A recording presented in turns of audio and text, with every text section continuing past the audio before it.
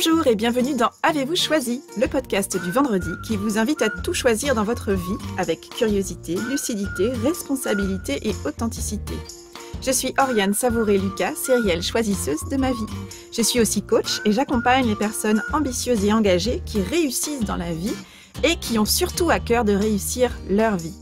Je les accompagne à se créer une vie sur mesure qui leur va comme un gant, une vie épanouissante et impactante en profondeur. Dans la vie, j'ai les pieds sur terre, la tête dans les étoiles, et avec le podcast Avez-vous choisi, je vous propose d'explorer le vaste et intriguant territoire du choix. Cette exploration, je vous y invite au fil des épisodes et à travers 3 formats distincts.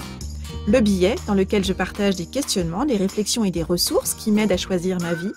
La conversation que j'ai eue avec une personne et son précieux supplément d'âme, une personne connue ou inconnue du grand public, dont je trouve la trajectoire et les choix de vie inspirants. Et enfin l'éclairage, où j'échange avec une auditrice ou un auditeur qui se sent bloqué sur le rond-point du choix pour un projet ou une situation et qui souhaite bénéficier de mon éclairage pour débroussailler et clarifier sa situation.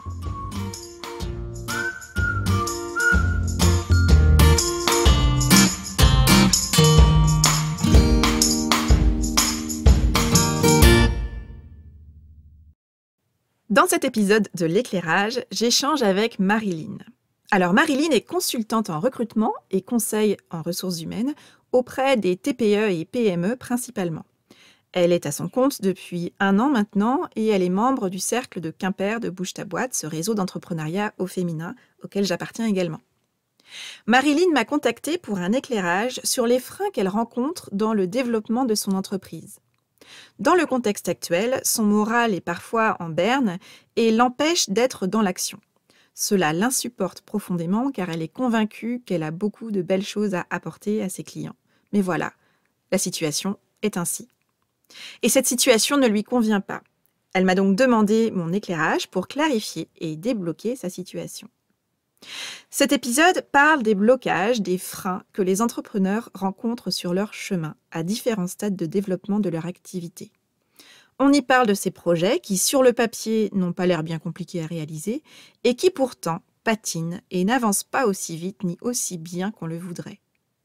Au cours de notre échange, Marilyn et moi parlons de l'enjeu de la visibilité de l'entrepreneur, des montagnes russes, de syndrome de l'imposteur, de posture, de l'importance de revenir à soi et du choix de nos mots qui ont le pouvoir de créer nos mondes.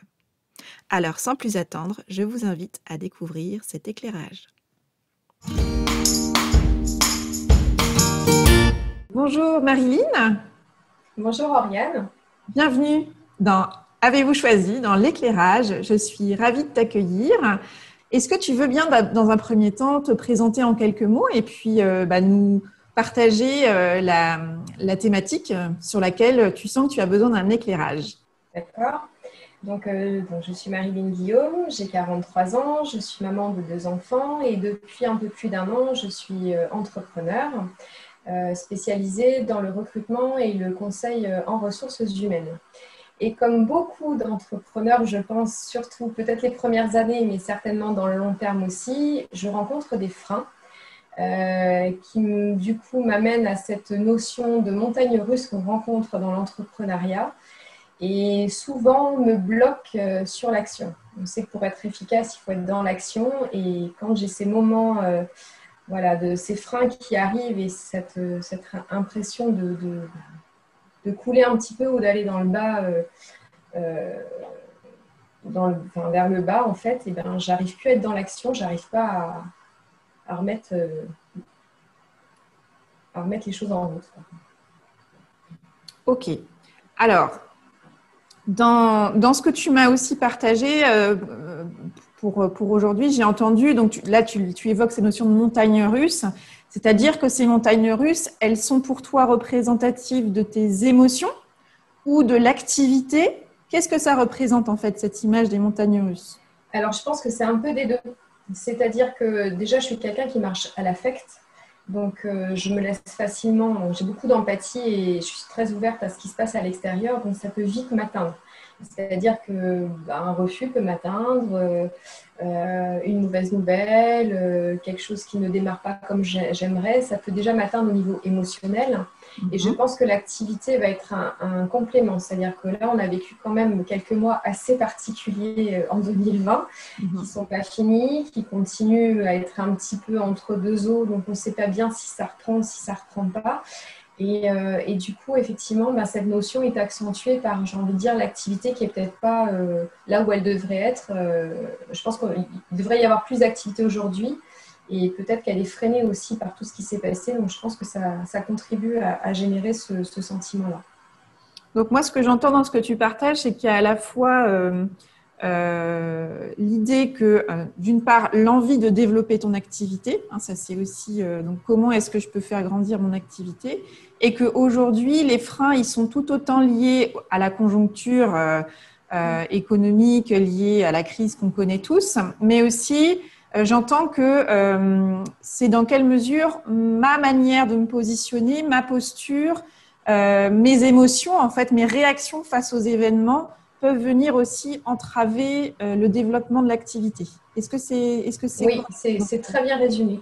Okay. D'accord, super. Donc, moi, ce que j'ai entendu aussi, c'est que tu as dit tout à l'heure, pour être efficace, il faut être dans l'action. Alors, j'aimerais bien qu'on parle de ça, que tu me dises qui dit ça. Qui dit que pour être efficace, il faut être dans l'action? Alors, j'ai la chance d'être accompagnée aussi à côté parce que d'être dans cet état d'esprit, on a besoin de rencontrer des gens, d'échanger. Donc, je discute beaucoup avec des coachs, des personnes qui vont être soit en développement, d'accompagnement du dirigeant d'entreprise, soit sur l'accompagnement sur un métier précis et plutôt dans la dominante commerciale. Et c'est quand même la notion qu'on apporte beaucoup, c'est que si on veut que l'activité se développe et devienne florissante, il faut aussi agir, pas seulement réfléchir à comment on va faire les choses et à poser les choses, il faut aussi être dans l'action. Ok. Donc, il y a effectivement cette notion d'action. Maintenant, ce qui me paraîtra intéressant, on ira le creuser tout à l'heure, c'est aussi la notion entre être dans l'action pour être dans l'action ou être dans une action qui soit efficace, efficiente, productive, en lien avec un objectif qui, lui, est clair.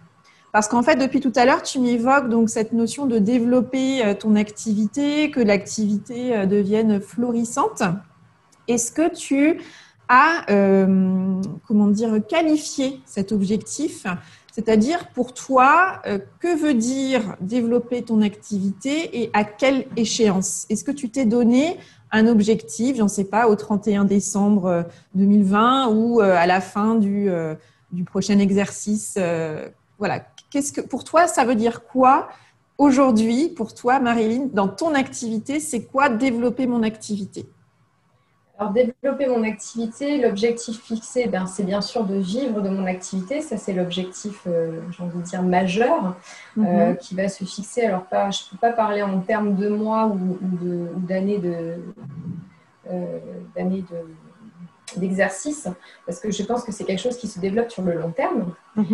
Après, je vais parler plutôt d'objectifs intermédiaires, d'objectifs de performance et de se dire, voilà, demain, combien de contrats il faut que je mette en place, combien de prospects il faut que j'atteigne, avec un prévisionnel. Voilà, ça c'est quelque chose que j'ai appris à faire cet été, un vrai prévisionnel bien cadré avec cet objectif-là. Et pour autant, même en étant sur des objectifs bien précis, en ayant bien ciblé ma clientèle, je ressens encore des freins, c'est-à-dire qu'il y a des certains jours où je bloque.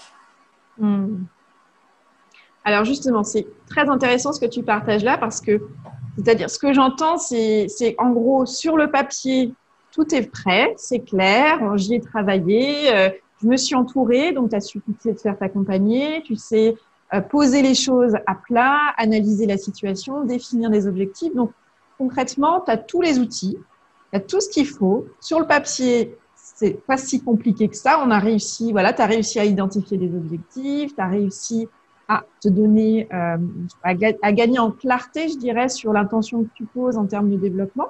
Donc, c'est pas un problème de définir qu'est-ce que je veux, comment j'y vais, voilà, combien de prospects j'identifie, combien de contrats j'ai besoin de de finaliser pour pouvoir développer une activité à la fois économiquement viable et puis même florissante. Donc ça, c'est un travail que tu as fait, que tu sais faire.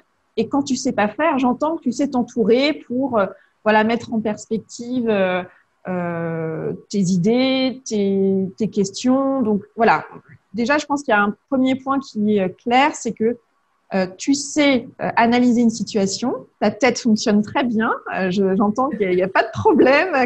Et en plus, ce qui est une vraie force, je crois, chez les entrepreneurs, c'est que tu sais t'entourer et te faire accompagner quand besoin est sur soit une problématique, soit une thématique ou une compétence ou une connaissance que toi, soit tu n'as pas, soit tu ne maîtrises pas suffisamment à ton goût pour pouvoir avancer clairement dans justement la précision de tes objectifs. C'est ça. C'est ça? Très bien. Okay. Ah oui, c'est parfait. Super. Donc, en fait, ça montre bien qu'il y a quelque chose qui fait que même si tout est là, même si le plan est clair, on a vraiment, les grandes lignes sont là, on a même des chiffres. Enfin, tu l'as dit, sur le papier, c'est précis. J'ai fait ce fameux prévisionnel, etc. Donc, tous les exercices de l'élève entrepreneur ont été faits.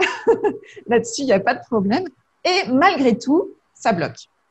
Donc, effectivement, ce qui est intéressant, c'est qu'on a vraiment identifié quels sont les blocages qui, aujourd'hui, te retiennent pour vraiment déployer tes ailes d'entrepreneur et offrir à tes clients toutes les compétences dont tu disposes et ce qui t'anime, en fait, clairement, dans ce métier d'accompagnement et de conseil RH.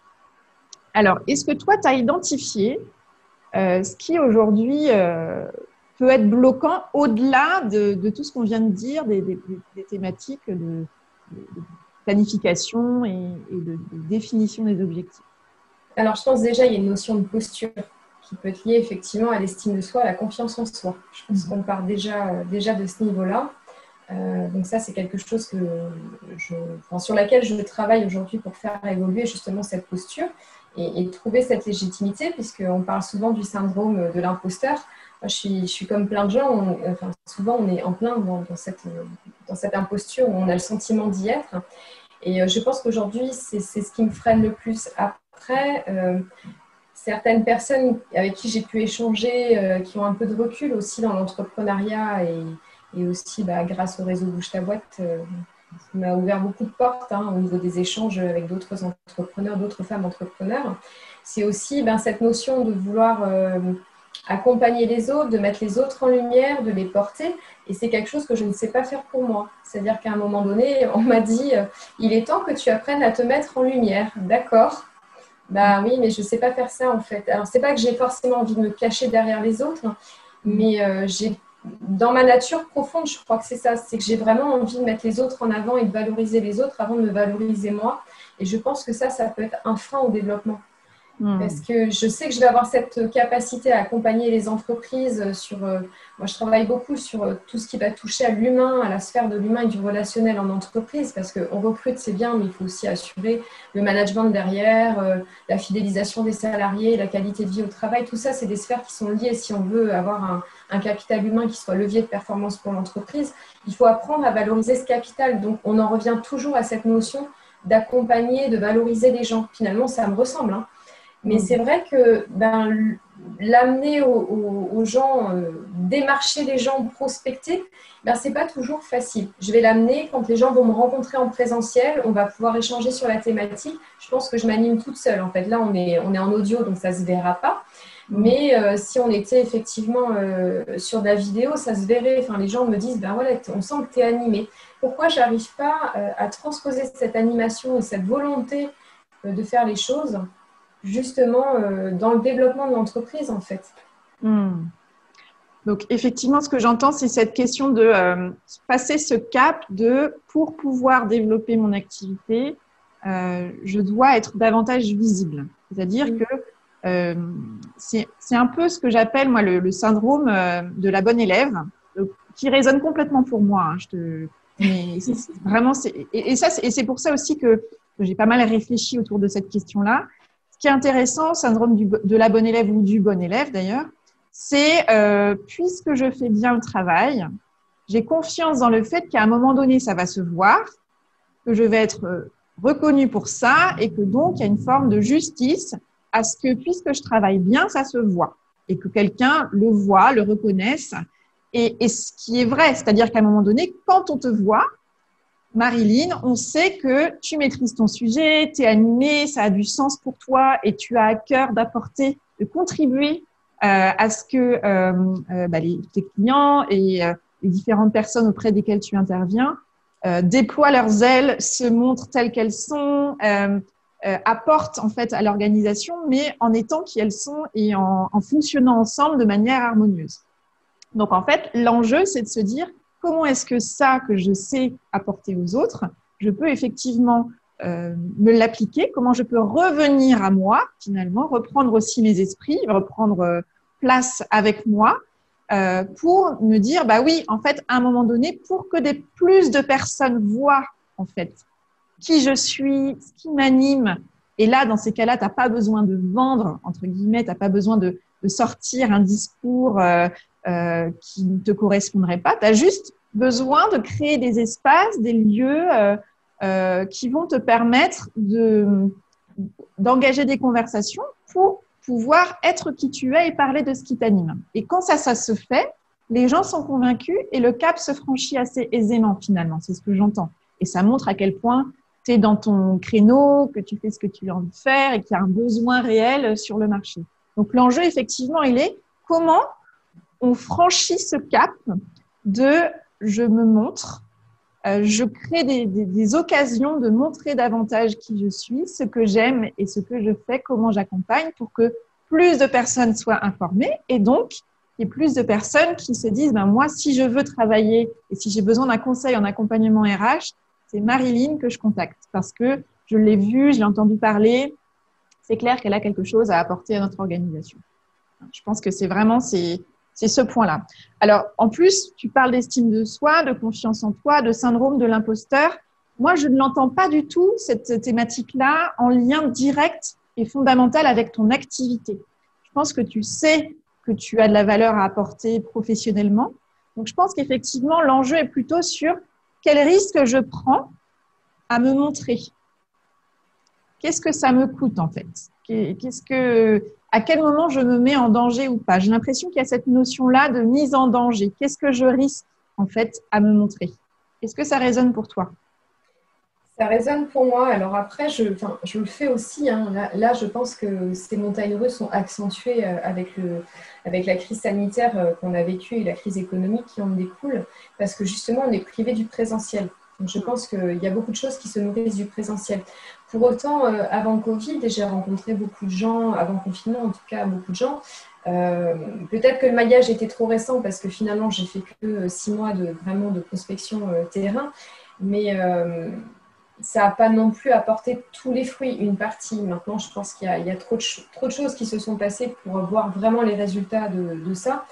Mais il y a une notion peut-être que tu soulèves qui effectivement me parle par rapport à ça, c'est que je suis capable d'aller sur le terrain, je suis capable d'essayer de montrer de la visibilité, mais la mise en danger, je ne suis pas sûre de la dépasser. C'est-à-dire que quand j'arrive dans une soirée où il y a beaucoup, beaucoup de monde, je ne vais pas avoir une tendance naturelle à aller parler avec tout le monde. Je vais le faire avec certaines personnes ciblées, peut-être parce que je vais trouver un regard doux, bienveillant, où je vais sentir que la personne va être dans le même créneau que moi.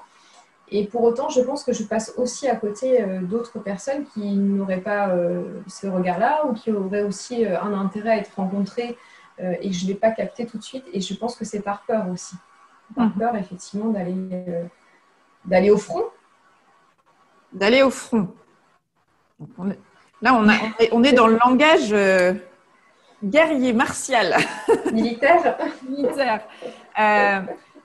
Non, mais c'est intéressant parce que du coup, ça montre bien que pour toi, ce que j'entends, c'est qu'il y a une association de parler de ce que je fais nécessite un effort important qui n'est pas spontané. Donc, il y a une forme de, je dois mobiliser mes forces pour aller me mettre en avant, pour aller oser créer en fait une mise en lien, amorcer en fait la discussion. Et donc le fait que tu dises la peur d'aller au front, effectivement, on est rarement la fameuse expression la fleur au fusil. C'est pas quelque chose qu'on fait assez spontanément.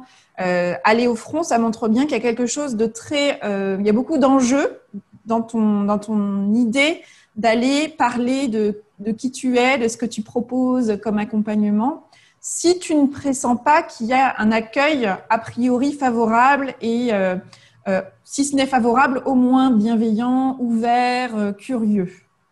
C'est ouais, ça. C'est ça. Donc, ce qui veut dire, moi, ce que j'entends aussi comme point, c'est comment est-ce que toi, au moins dans un premier temps, tu identifies des lieux, des personnes, des occasions, des opportunités de prise de parole ou de rencontre, par exemple, dans le contexte actuel, qui d'emblée créent ce type d'ambiance. C'est-à-dire, il y a à la fois donc, ce qu'on retrouve avec Bouge ta boîte, hein, c'est-à-dire à la fois un angle business, développement d'activité, et a priori, déjà un espace d'échange, d'ouverture, d'écoute, de curiosité et de bienveillance fondamentale.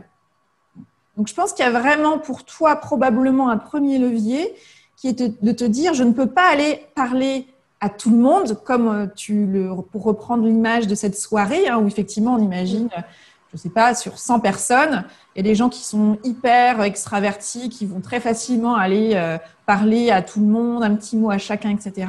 Toi, c'est pas ta manière, c'est pas comme ça que tu te sens à l'aise, en tout cas pas d'emblée. Donc, ça veut dire que de la même manière que dans une soirée, tu vas d'abord regarder avec qui tu sens que tu as envie d'aller échanger pour pouvoir vraiment le faire et du coup, toi, te sentir à l'aise. Voilà. Donc, comment est-ce que pour ton activité, tu peux créer les conditions et recréer les conditions de ce type de soirée? C'est-à-dire, comment est-ce que je peux, dans mon environnement professionnel, aujourd'hui, identifier des opportunités, des personnes, des collectifs, des lieux qui créent ce type et qui permettent ce type de mise en lien, en fait. Parce qu'il n'y a pas de raison de vouloir absolument d'emblée, comme dans une soirée, se dire « Allez, ce soir, je parle à tout le monde », alors que pour toi, c'est d'emblée un peu compliqué. Ça te met dans ces fameuses montagnes russes, dans cette peur, et le risque est que tu ne sois pas toi-même, que tu perdes tes moyens, que tu… et là, on est tout de suite dans une approche qui est contre-productive, qui va générer pour toi de la frustration, voire même de la culpabilité. Et là, on part dans cet engrenage je rentre chez moi et je me dis mais qu'est-ce que c'est que ça? Je suis toujours pas capable de parler de qui je suis, ce que je fais, etc., etc. Et là, on retrouve cet engrenage un peu de cette spirale descendante qui ne t'aide pas à passer le cap de bah oui, je peux me montrer davantage et être qui je suis et proposer mes services. D'accord? Donc, je pense qu'il y a peut-être cet axe-là déjà de finalement, je n'ai pas besoin d'aller parler à tout le monde. Je peux encore peut-être davantage affiner à qui j'ai envie de m'adresser en termes de personnes, d'entreprises, d'organisations, de cercles, etc., etc. Est-ce que ça te parle, ça? Oui, complètement. Complètement, parce que je pense qu'effectivement, je suis plus dans l'observation au départ et après aller vers les personnes qui vont me paraître peut-être opportunes. Après, est-ce que c'est toujours comme ça qu'il faut fonctionner? Je ne sais pas. Et par contre, le levier, effectivement, d'aller parler, de recréer ces conditions, bah, en fait, je les ai identifiées et tu viens juste de me faire réaliser pourquoi la mauvaise nouvelle que j'ai eue hier m'a tellement impactée. Donc, merci. Parce que là, voilà, je viens de comprendre parce qu'en fait, aujourd'hui, à date, les événements sont quand même très limités. Et il y a des événements qui doivent avoir lieu et qui s'annulent au fur et à mesure parce qu'on est toujours dans l'incertitude. Et en fait, ça génère chez moi ces montagnes russes de manière peut-être plus rapprochée. Parce que je devais animer en fait un atelier demain auprès d'entrepreneurs, alors de manière gracieuse, mais c'était un échange gagnant-gagnant, hein, de visibilité d'un côté, d'apporter d'expertise de l'autre. Et ça a été annulé. Et du coup, ça m'a vachement impacté hier, parce que je me suis dit, mais enfin, pourquoi voilà, l'état actuel des choses fait que. Donc, je me suis dit, si je ne peux pas avoir cette capacité à à sortir de mon cocon pour aller vers les autres, comment je vais le faire. Donc, les montagnes russes sont peut-être plus accentuées depuis 6 mois et je suis en train d'en prendre conscience. Peut-être que je l'avais moins avant. Ok. Et ce que j'entends là aussi dans ton partage, ça peut être intéressant de réfléchir aussi peut-être sous cet angle-là, c'est comment est-ce que toi, pour l'instant, tu imagines, moi, Marilyn, qui participe à des événements qui sont existants ou qui rencontre des personnes qui, a priori, ont l'air d'être réceptives dans ta perception. Mais peut-être qu'il peut y avoir aussi la réflexion de comment est-ce que je crée justement. Il n'y a pas besoin forcément de sortir de son cocon. C'est ça que je trouve intéressant. C'est que tu vois, si on met en confrontation 2 expressions que tu as utilisées, sortir de son cocon et peur d'aller au front. Et pourquoi pas trouver ta manière d'être dans la joie d'aller dans ton cocon. C'est-à-dire, quelque part, de créer les conditions où tu vas sortir, mais pour aller dans quelque chose qui est accueillant, qui est rassurant, qui est challengeant, très certainement aussi, mais qui n'est pas tout de suite dans la lutte, tout de suite dans la difficulté, dans quelque chose de difficile, de laborieux, de violent. Moi, j'ai cette phrase-là qui surgit, c'est comment est-ce que je peux aller avec joie au cocon plutôt que d'aller avec peur au front. Il n'y a pas forcément besoin de sortir de notre cocon. Enfin, je suis vraiment intéressée. Je trouve ça intéressant d'aller prendre du temps sur les mots qu'on utilise, qui sont des phrases des expressions qu'on utilise beaucoup, qu'on entend beaucoup. Sortir de son cocon, il faut sortir de son cocon. Peut-être qu'on peut sortir du cocon, mais on peut aussi en créer d'autres, des cocons. On n'a pas besoin d'être forcément dans quelque chose de difficile, de violent et de malmenant, en fait. D'accord. Mais c'est bien parce que je suis d'accord avec toi. En fait, quand tu as déjà souligné tout à l'heure aller au front, je me suis dit, mais oui, en fait, c'est presque, on pourrait dire, c'est pas un lapsus, mais ça pourrait être ce qu'on appelle un lapsus révélateur, c'est de se dire, j'emploie des mots finalement qui génèrent, qui vont faire ressortir mon ressenti profond et pourtant on ne s'y attache pas toujours et on ne fait pas attention aux mots qu'on emploie. Je vais être plus vigilante aussi par rapport à ça. Et c'est ça, c'est-à-dire que c'est intéressant en tout cas, je trouve, d'aller explorer les expressions standards qu'on utilise de manière fréquente, parce qu'en fait, les mots créent nos mondes, en fait, vraiment, c'est-à-dire que oui, on l'utilise comme ça, et en même temps, qu'est-ce que ça dit de ma posture, de ma peur et de mes freins? Quand je me dis, bon, allez, il faut que j'aille au front, tout de suite, on n'est pas dans une ambiance très joyeuse et légère, quoi. Donc, peut-être que ça peut être ça aussi pour toi, de jouer avec les mots, ou au moins de créer cette attention pendant quelques semaines autour des mots que tu dis, mais aussi que tu penses, de prendre un peu la mesure de ces pensées peut-être qui surgissent lorsque tu te sens au cœur de ces fameuses montagnes russes. De te dire, ok, là je ressens cette émotion-là de frustration, de colère, de tristesse, de malaise, quel qu'il soit, ou d'une émotion désagréable. Quelle est la pensée qui vient de générer ça en fait? Au-delà de la situation, quelle est la pensée que je viens de formuler qui génère vraiment quelque chose d'aussi qui me pèse, qui me malmène de l'intérieur et qui fait que du coup, dans mon énergie et donc dans ma posture, dans mon élan ou l'absence d'élan de vouloir aller au front, justement, comment tout ça se traduit en termes d'action ou de manque de passage à l'action que tu décrivais tout à l'heure. Donc ça peut aussi être un axe d'observation, sans jugement, juste de dire, oui, effectivement, cette expression-là, je m'aperçois que j'utilise régulièrement. Est-ce que c'est un mot que j'ai vraiment envie d'utiliser? Parce que est-ce qu'il est à mon service, en fait? C'est ça. À quel moment ça ne devient plus à mon service?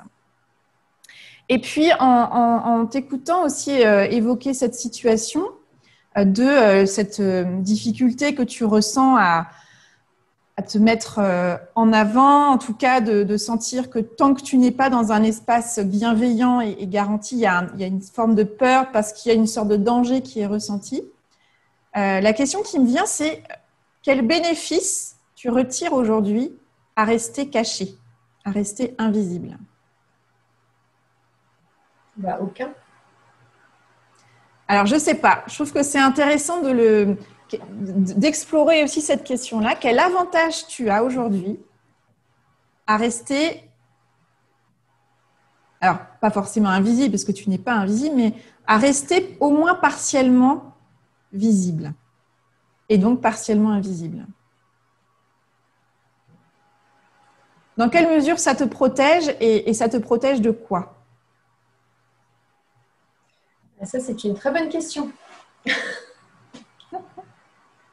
Alors là, ouais, pour moi, aujourd'hui, je n'ai pas forcément d'avantage. Je ne vois pas quels sont les avantages par rapport au développement de la société de rester effectivement partiellement caché ou partiellement visible ou invisible, hein, selon le sens dans lequel on le prend. Au contraire, je pense que je gagnerais plus justement à être visible, en fait. Donc, alors ça, moi, je l'entends complètement et c'est d'ailleurs, là, ce que j'entends, c'est un peu le conflit entre ta tête et ton cœur en ce moment, c'est-à-dire que tu sais et tu es tout en œuvre dans tes réflexions, dans tes analyses, dans toutes les étapes que tu mets en place pour que intellectuellement, tu confirmes que c'est ce qu'il faut faire et ce que tu as envie de faire, développer ton activité. Et en même temps, il y a un frein qui relève plus de l'émotionnel, qui te dit, fais gaffe quelque part. Attention. Est-ce que voilà. Donc, ce qui est intéressant, c'est de se dire dans quelle mesure ça me rassure encore d'être pas complètement dans les spotlights en fait, sur la scène, sous le projecteur principal. c'est une forme de protection. C'est me protéger en fait de la réaction des autres. Voilà, on sait très bien que l'humain est ce qu'il est, hein, et quand on est quelqu'un qui est très fort dans le ressenti, et, comme je peux l'être, et qui prend, on va dire, le bon et le moins bon chez les autres, forcément, c'est une façon de se protéger aussi, inconsciemment, je pense, parce que c'est pas volontaire ni conscient. Je vais plutôt vers les autres de manière générale. J'adore aller vers les autres. Je ne sais pas toujours le faire comme je voudrais le faire, mais je pense que c'est une façon de ne pas me prendre des murs des murs au niveau du visage, là où tout s'arrête d'un coup, et de se dire, non, là, comment je vais faire pour contourner encore un obstacle de plus? Donc, je pense que c'est me protéger de tout ça, en fait. Me protéger d'être obligé d'aller à chaque fois chercher, puiser dans son énergie pour rebondir, pour faire face à des gens qui ne sont pas toujours dans la bienveillance ou dans l'écoute, tout simplement. Les gens ne le font pas toujours attention non plus et ils ne le font pas exprès. Et c'est vrai que des fois, on peut se heurter aussi à l'être humain et de se dire, oui, effectivement, des fois, c'est pas toujours facile. Et puis, il y a des gens qui sont plus dans le business. Moi, je suis vraiment... tu vois, ça, on en revient à cette histoire d'aller au front. Il y a cette notion de business aussi derrière. Oui, il faut vivre de son activité. Si aujourd'hui, je suis à mon compte, c'est parce que j'ai pas trouvé en tant que salarié cette capacité de me révéler et de sortir de mon cocon, en tout cas d'aller toucher à tout ce que je voudrais faire et à me révéler en fait et de suivre mon intuition et les chemins sur lesquels je m'engage et ce que je peux apporter aux autres, parce que dans le salariat, tu es encadré dans un poste et souvent tu n'es pas libre d'aller dépasser, on va dire, les limites de ce poste-là, où c'est compliqué. Pour autant, la notion de business, d'aller vendre ton expertise, c'est pas quelque chose qui est facile non plus. Et voilà, moi je fais partie de ces personnes qui pourraient apporter des choses de manière très naturelle, très spontanée aux autres. Et peut-être qu'en sortant de cette zone de confort, j'ai peur peut-être de me heurter à quelque chose de moins confortable, à quelque chose où les gens vont se dire, bon ok, tu es là, tu as quelque chose à vendre, très bien. Et puis non, ça ne m'intéresse pas, mais sans avoir tenté de découvrir la personne. Donc c'est peut-être une forme de protection. Je ne sais pas, c'est comme ça que je l'analyse. Oui, en tout cas, dans ta manière d'en parler et dans les mots que tu évoques, on voit bien, moi ce que j'entends, c'est que l'extérieur représente une menace potentielle. L'extérieur en termes de les personnes que je peux rencontrer, en fait, et qui pourraient du coup me déstabiliser à la fois ne pas me permettre de développer mon activité, mais aussi me déstabiliser dans mon ancrage en fait autour de ce projet-là. C'est ce que j'entends. Oui, c'est ça. C'est bien résumé parce que c'est vrai que je ne suis pas très forte pour être concise, mais c'est ça. C'est se faire déstabiliser dans l'ancrage qu'on peut avoir en tant que chef d'entreprise Voilà. Et donc, se ramener effectivement à cette notion de l'imposteur. Voilà. Donc, c'est pour ça qu'en fait, moi, ce qui résonne beaucoup dans ce que tu dis là, c'est comment est-ce que toi, tu peux aussi, dans les prochaines semaines, te proposer à toi-même de revenir à toi, au sens de te recentrer, d'être moins dans l'extérieur d'emblée, que ce soit dans les propositions, les événements qui s'annulent, les personnes qui pourraient être soit mal intentionnées, soit qui ne prennent pas en compte la qualité de l'accompagnement que je pourrais proposer, ou qui me renvoient des remarques qui pourraient mettre à mal justement cet équilibre que je suis en train de construire et en démarrage d'activité. De commencer par revenir à toi, de dire, je sens qu'il y a vraiment un ancrage très fort dans ce que tu veux apporter. Ton message, il est là, il est clair. Tu as ton parcours aussi qui vient nourrir tout le message que tu portes. Donc, je pense qu'il y a vraiment effectivement une valeur forte qui est là. L'enjeu, c'est maintenant comment est-ce que l'extérieur, dans ta construction, en fait, dans ta représentation de l'extérieur, que ce soit le business, les entrepreneurs, les chefs d'entreprise, etc. Comment est-ce que cet extérieur-là n'est pas a priori ressenti et perçu comme menaçant? Mais plutôt, comment est-ce que toi, tu crées les conditions? Donc, on l'a évoqué à travers identifier des cercles, des personnes, qui te mettent dans un démarrage confiant, suffisamment confiant en tout cas, pour oser être qui tu es et proposer tes services. Je pense qu'il y a vraiment quelque chose à réfléchir autour de ça pour se dire, en fait, dans quelle mesure je n'ai pas besoin de me protéger de l'extérieur. Si je suis sûre de ce que j'apporte, si je rencontre des personnes où en fait, on peut créer un espace de conversation, finalement, in fine, que la réponse soit positive ou négative, ça ne va pas m'atteindre quant à ma valeur intrinsèque d'entrepreneur en conseil et accompagnement RH. Est-ce que tu vois ce que je veux dire? Oui, complètement. C'est une très bonne idée. Enfin, tu viens de me donner une idée, en fait. Ah bah génial. dans cette notion de créer un espace de conversation, parce que c'est peut-être ça, en fait, qui manque aujourd'hui.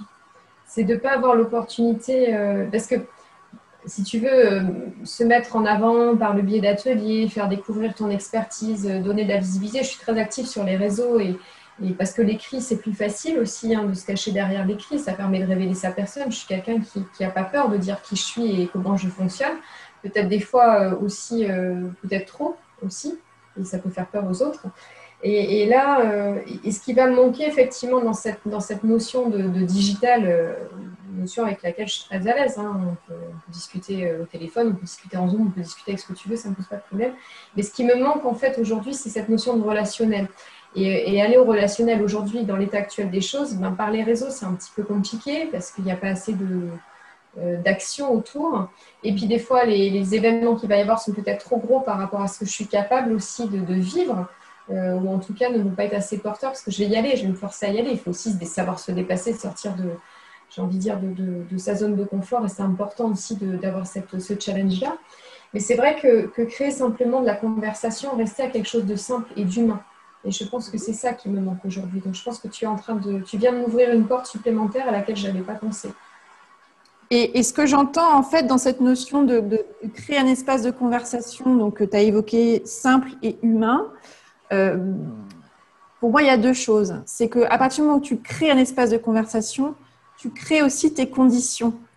Tu es actrice. Tu n'es pas, toi, intervenante dans un atelier ou intervenante dans une entreprise ou auprès d'un cercle quel qu'il soit. Tu n'es pas, ce n'est pas toi qui viens t'insérer dans un fonctionnement. C'est bien toi qui, en créant un espace de conversation, pose le contrat relationnel finalement. Tu crées les conditions et à toi finalement de te poser la question de comment est-ce que je crée cet espace de conversation cocon qui fait que moi, en fait, ce sont mes règles, ce sont mes conditions qui, je le pressens, seront des conditions propices à la conversation avec mon interlocuteur, qu'il y en ait un ou plusieurs. mais qui seront aussi propices à ce qu'en fait, moi, je prends la main sur les conditions, je prends les rênes, parce que je me crée les conditions dans lesquelles je sens que je me sens le plus à l'aise. Ce n'est pas une soirée où il y a 100 personnes. On va faire quelque chose où il y aura peut-être 10 personnes maximum, mais par contre, j'aurai le temps d'aller parler à chacune. Parce que c'est comme dans les soirées. J'ai créé les conditions, j'ai repéré les personnes avec qui j'avais envie d'échanger, parce que, a priori, je pressens qu'il y a un échange qui peut avoir lieu sur une base commune. Et après, on ne sait pas comment ça se développe, la conversation. Mais toi, du coup, en créant cet espace de conversation cocon, tu poses tes propres règles, tu crées ton espace, en fait, comme quand on aménage. Et du coup, ça me fait le lien avec la deuxième notion qui me paraît fondamentale dans ce qui compte pour toi aujourd'hui. C'est cette notion d'harmonie et de justesse. Tu évoquais tout à l'heure le fait que tu es très à l'aise avec les réseaux, que tu es présente, que tu partages beaucoup. Et tu as dit parfois même trop. Donc, en fait, quand on voit que se mettre en lumière, c'est pas forcément quelque chose de très simple pour toi. Donc là, on est dans le plutôt pas assez parce que j'ai peur de plusieurs choses. Et puis, par moments, j'en dis, mais peut-être que j'en dis trop, que j'aurais pas forcément besoin d'en dire autant dans le retour que me font, par exemple, certaines personnes. Ça veut dire que pour toi, tu as besoin de trouver ce juste déséquilibre, en fait, entre jamais trop, jamais pas assez, juste quelque chose qui soit juste, bien sûr pour l'autre, mais finalement, ça, tu le sais jamais si c'est bien ou pas bien en termes de justesse. En revanche, pour toi, oui, c'est-à-dire de toujours être attentive à est-ce que c'est juste pour moi d'y aller ou pas, de partager ça ou ça, et avec quelle intention surtout, avec quelle intention. Et à partir de là, je reviens à moi pour me poser la question, est-ce que c'est juste? Non pas par rapport à mes peurs, mais par rapport à ce que je veux partager dans la justesse, dans quelque chose qui sera apporteur de valeur ajoutée, mais qui soit aussi juste pour moi, où je sens que je ne me mets pas justement en danger a priori, même si on ne maîtrise jamais complètement la situation une fois qu'on lance quelque chose, mais qu'au départ, au démarrage, je crée les conditions presque atmosphériques en fait, pour que je me sente suffisamment sereine, suffisamment, suffisamment, oui, dans la justesse pour avancer ma proposition, ma question, mon intervention. Comment ça résonne pour toi? Eh bien, ça résonne bien parce que je pense que tu viens de me faire comprendre ce qu'on essaye de m'expliquer depuis plusieurs mois et je pense qu'à force, ça va finir par rentrer. C'est qu'à un moment donné, il faut que je me ressente, mais il faut aussi que je me ressente sur moi, sur qui je suis. C'est pas simplement ce que je peux apporter aux autres, mais c'est aussi ce que moi j'ai besoin de vivre pour être plus à l'aise dans ce que je vais apporter aux autres et plus ancré en fait. Donc, c'est ça. Voilà, c'est ça. Et que ce soit le point de départ. Oui, c'est ça. Tu parlais d'harmonie et de justesse, oui, c'est quelque chose qui me correspond parce qu'être dans l'humain, c'est une chose, mais on a tous une manière différente d'aborder l'humain et de se positionner face à sa relation aux autres, en fait. Donc, complètement. Ouais. Et la difficulté quand on dit, parce que là c'est pareil, c'est une expression qu'on emploie beaucoup, qu'on entend beaucoup, être dans l'humain, etc. Et très souvent d'ailleurs dans le monde de l'entreprise, c'est presque mis en opposition avec les fameux chiffres, la rentabilité, le développement d'une activité, alors qu'il y a tout à fait moyen d'allier performance et bien-être ou bien vivre au travail notamment. Mais ça veut dire aussi que quand on parle d'humain, selon l'oreille de l'interlocuteur, ça va être perçu déjà d'une manière ou d'une autre. Donc, l'enjeu, c'est comment est-ce que toi, tu crées ton vocabulaire propre qui, finalement, va être reçu et perçu de manière aussi variée qu'il y aura de personnes à t'écouter. Et ça, tu ne peux pas le maîtriser parce que tu n'as pas l'historique de chacune des personnes. En revanche, si toi, tu as pris ce temps, effectivement, pour te dire, OK, en fait, quand je dis que je veux accompagner les entreprises à être dans l'humain, ça veut dire quoi fondamentalement pour moi? Quels sont les mots de Marilyn pour décrire ça en fait? Parce qu'en fait, quand tu auras décrit ça pour toi, ce sera encore plus facile d'aller l'exprimer et probablement d'aller, une fois que tu seras en conversation, utiliser les mots de l'autre personne face à toi parce que comme tu es quelqu'un de sensible et d'attentive, tu sauras adapter ton discours à la personne que tu as face à toi. En revanche, si déjà au démarrage, tu as clarifié tes mots, que tu t'en es fait ton cocon, en fait, ton cocon de mots à toi, eh bien, tu avances avec beaucoup plus d'aplomb, d'ancrage, d'assurance, d'ouverture. Et donc, voilà, les gens, spontanément, il y a des gens qui rayonnent, qui sont ancrés, qu'on sent alignés. Les gens viennent leur parler. C'est plus à toi, forcément, systématiquement, de te dire, allez, cette fois, il faut que j'y aille, je prends mon courage à deux mains, il faut que j'aille parler aujourd'hui à au moins 5 personnes. Tu vois, tout ce qu'on peut entendre de conseils qui, a priori, oui, ont tout à fait du sens et sont pleins de bon sens et nous paraissent, quand on prend ça en note, en plus, on se dit, oui, bien sûr, je vais rencontrer ce soir. C'est facile. C'est super facile. Sauf qu'en fait, quand tu es confronté à toi, à qui tu es, à ton fonctionnement, à tes peurs, enfin, à l'être humain qu'on est, en fait, eh bien, tout à coup, ça devient beaucoup plus compliqué. Donc, l'enjeu, c'est comment est-ce que je peux revenir à moi? Et mon invitation pour toi, c'est de te dire, quand tu sens que la montagne russe est de retour, prends un temps de recul. Alors, pas forcément sur le moment, parce que ce n'est pas toujours possible, mais je t'invite vraiment à revisiter à la fois l'émotion qui t'a traversée et surtout de remonter le fil. Quelle est la situation qui a généré cette émotion? Et surtout, au-delà de la situation, qui, encore une fois, est une situation neutre, elle est comme elle est.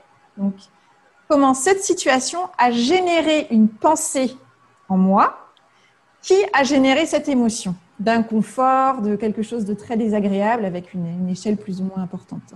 Parce que c'est toujours notre pensée, ce qu'on s'est dit intérieurement, dont on a très rarement conscience d'ailleurs, qui a généré cet inconfort. Et donc, tout ça, c'est en fait de la data, c'est des données hyper précieuses pour toi, pour te dire, OK, en fait, quand je me dis ça, ce mot-là, qu'est-ce qu'il dit de ma peur, qu'est-ce qu'il dit de mon inconfort, et comment est-ce que je peux petit à petit le transformer en un autre mot pour que mon monde, lui, se transforme aussi petit à petit et que de moins en moins, le monde extérieur, de manière un peu floue et dans un brouillard un peu épais, me fasse peur parce que c'est potentiellement une menace dont il faut que je me protège. C'est génial. Je t'appelle tous les jours si tu veux, Ariane. Comme ça, on débriefe tous les jours de ma journée. Et voilà, en même temps que nous discutons de tout ça, je viens de gratter 3 pages de conseils, de choses que je n'avais pas su faire ressortir. Bon, écoute, l'importance de bien s'entourer. Génial. Écoute, je suis ravie que ce soit des choses qui résonnent pour toi.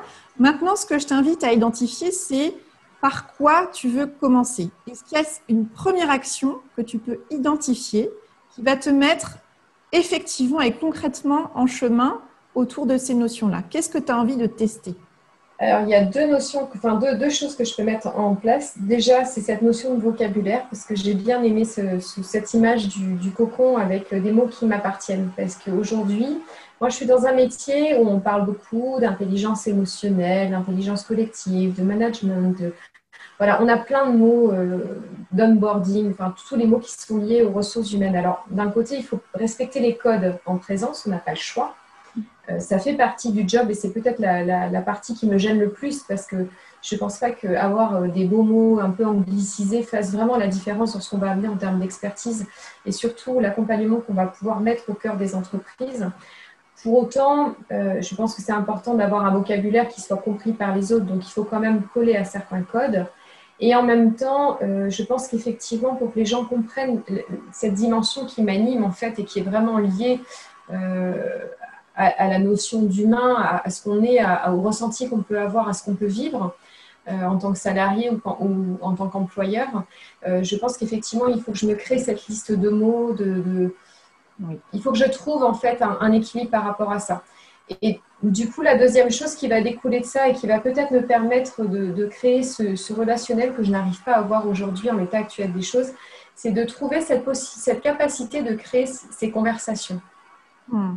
Et ça peut être du présentiel comme du digital, ça peut être un autre aspect, mais c'est peut-être aujourd'hui cette notion, j'ai bien aimé, voilà, cette notion de conversation, de se dire, il y a peut-être quelque chose à faire autour de ça et de créer simplement un échange. Et c'est ça qui me manque aujourd'hui et je pense qu'il y a beaucoup aussi à faire naître, peut-être déjà une prise de conscience.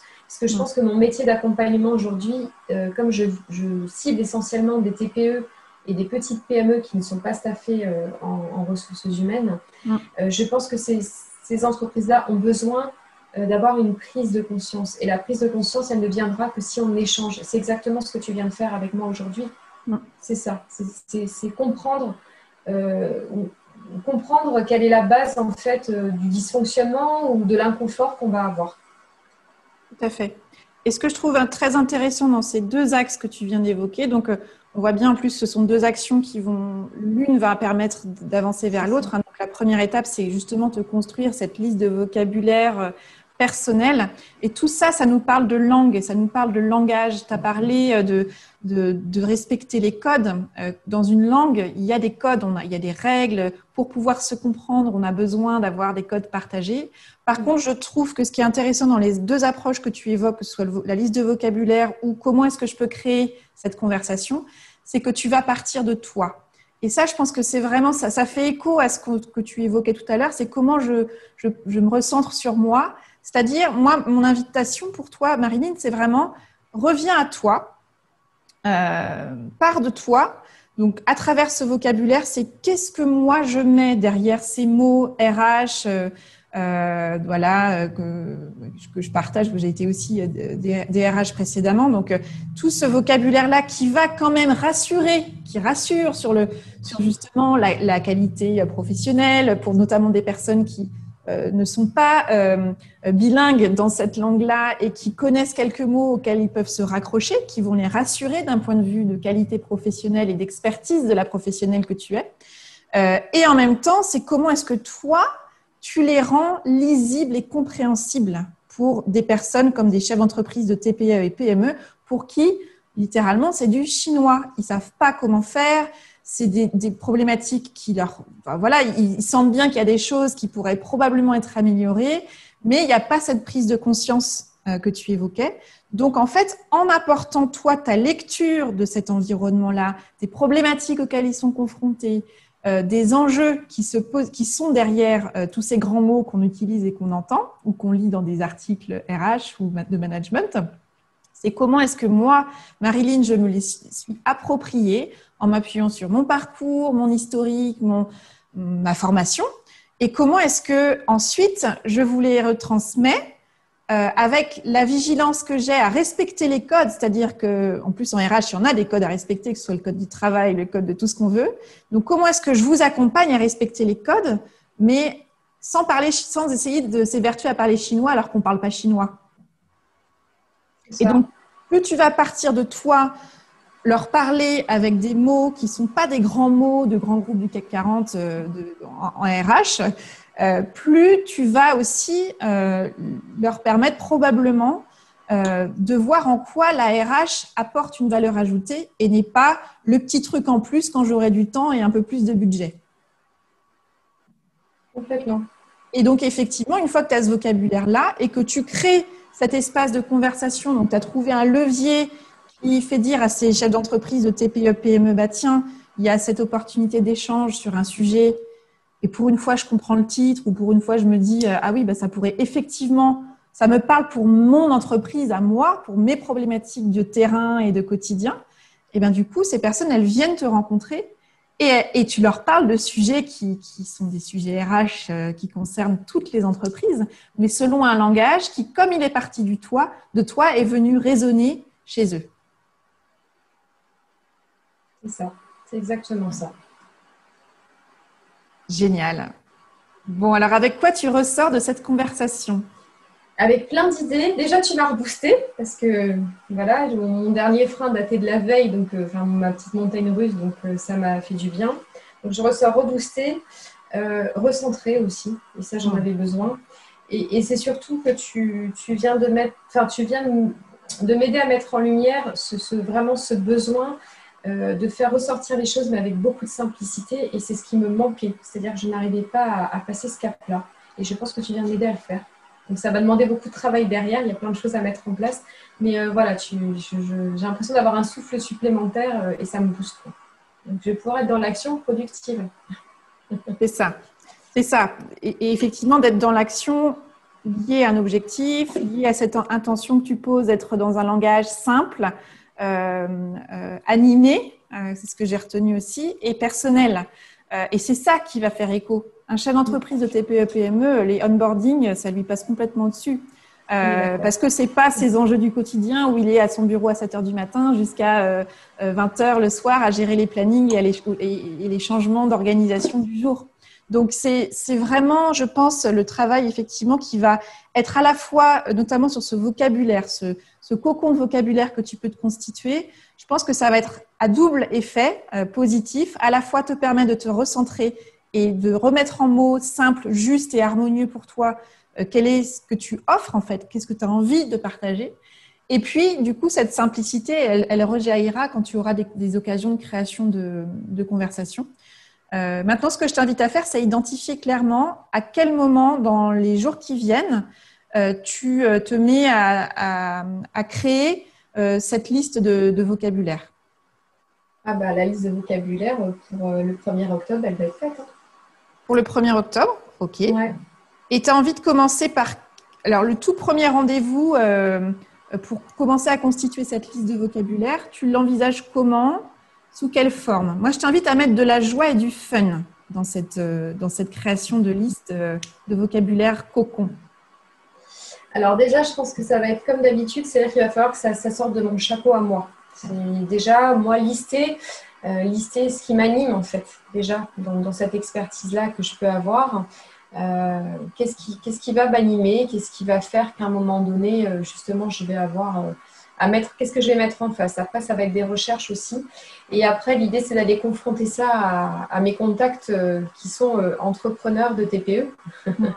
Et d'aller effectivement leur dire, ben voilà, aujourd'hui, je viens pas sur un rendez-vous formel, cadré, mais plutôt sur un rendez-vous informel pour échanger autour d'un café et comprendre ton langage à toi. Qu'est-ce que toi, tu comprends dans les choses par rapport à ton bagage, par rapport à ce que tu as vu. Je pense qu'en 15 jours, c'est tout à fait faisable d'amorcer en tout cas ces éléments-là et d'en créer effectivement, d'en faire ressortir déjà une première liste qui ne sera pas exhaustive et qui sera sûrement amenée à évoluer avec le temps. Oui, mais là, l'enjeu à nouveau, c'est commencer quelque part, oser faire le premier pas. Et là, j'ai entendu 3 étapes que tu visualises très, très bien. C'est la première, tu as dit sortir de mon chapeau, donc générer toi-même des mots, des phrases, des choses. Ensuite, cette phase de recherche. Et puis, de confrontation de ton vocabulaire au vécu de tes interlocuteurs, mais dans la convivialité. Et là, tu vois, tu es déjà en train de constituer un cocon propice à une conversation qui va nourrir à la fois toi, ton objectif, mais qui va aussi être un espace de parole, de conversation, d'échange que tu as envie de créer et de constituer. Donc, tu es déjà en fait en train de faire les 2 axes que tu avais évoqués, le vocabulaire et puis comment créer cette conversation. Tu es déjà en train de la créer en échangeant avec tes prospects ou tes clients. C'est ça. Et la première étape étant sortir de mon chapeau, que tu as évoqué, c'est une phrase que je trouve très rigolote. Je t'invite à littéralement utiliser un chapeau avec des petits papiers à lister. C'est-à-dire de te dire, ok, en fait, j'ai envie d'y mettre de la joie, du fun, de quelque chose de léger en fait. Donc, trouve un joli chapeau chez toi, mets-le à un endroit stratégique dans ton bureau ou je ne sais quoi. Et en fait, chaque jour, tu as une idée, tu crées un gros bloc de post-it et tu les mets au fur et à mesure dans ton chapeau. Et de temps en temps, tu sors de ton chapeau tes mots.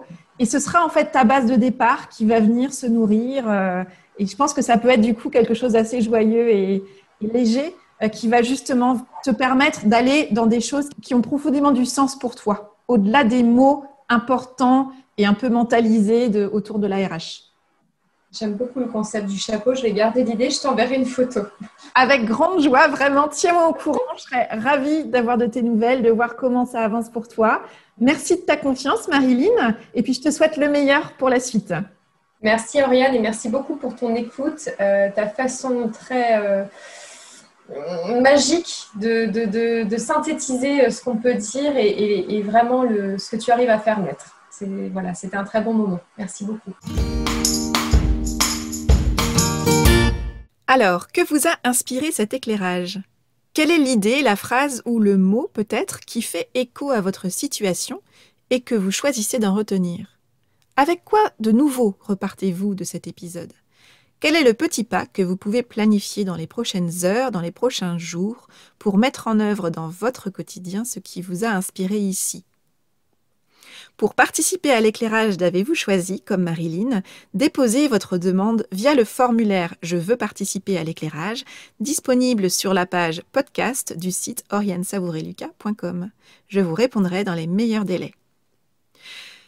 Si vous souhaitez gagner en clarté dans vos idées et dans vos projets, si vous sentez que le moment est venu pour vous d'être accompagné pour réaliser un travail de fond et au long cours, et pour passer à l'action, sachez que j'accompagne en coaching individuel, en présentiel ou à distance, un petit nombre de personnes que j'accompagne à se créer une vie sur mesure.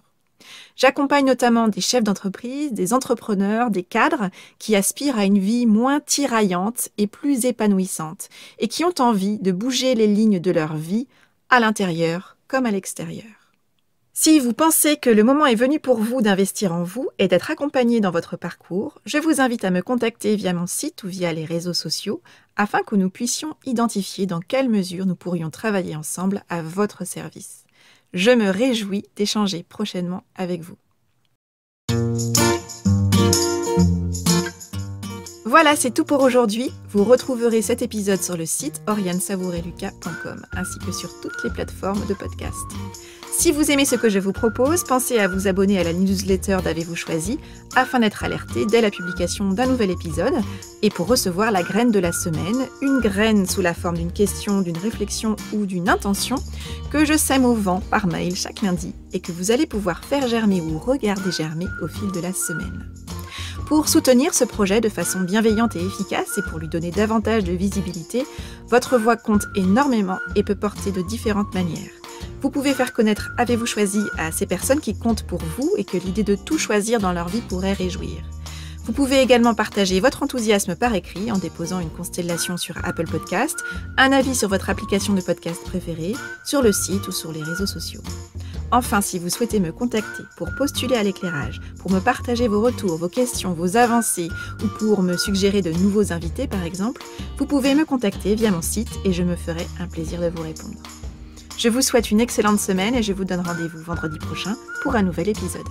Et d'ici là, et si vous choisissiez tout ?